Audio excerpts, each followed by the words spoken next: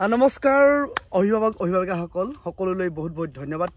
জ্ঞাপন কৰিছো আমাৰ ভিডিঅ'বোৰ আপোনালোকে কন্টিনিউয়াছলি আমাক সাপোৰ্ট কৰি আহিছে সো তুৰতে আপোনালোকক খুব কম সময়ৰ ভিতৰত এটা কথা ক'ব বিচাৰিছো আপোনালোক সকলোৱে জানে যে এই উৎকট গৰমৰ ক্ষেত্ৰত আমাৰ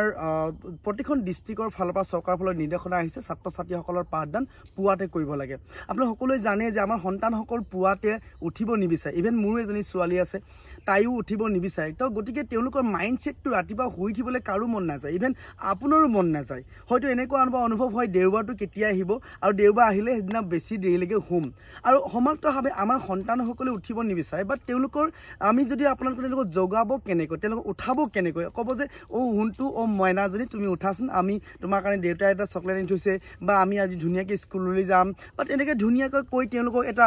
মাইণ্ডছেটত ধুনীয়া ইতিবাচক তেওঁলোকে যিটো কথা ভাল পায় সেই কথা দি ধুনীয়াকৈ এটা চুমা খাব গালত আৰু হাবতিলৈ ধুনীয়াকৈ তুলক আপুনি চাব আপোনাৰ সন্তান কেতিয়াও নুঠু বুলি নকয় সো গতিকে সকলোৰ পুৱাতে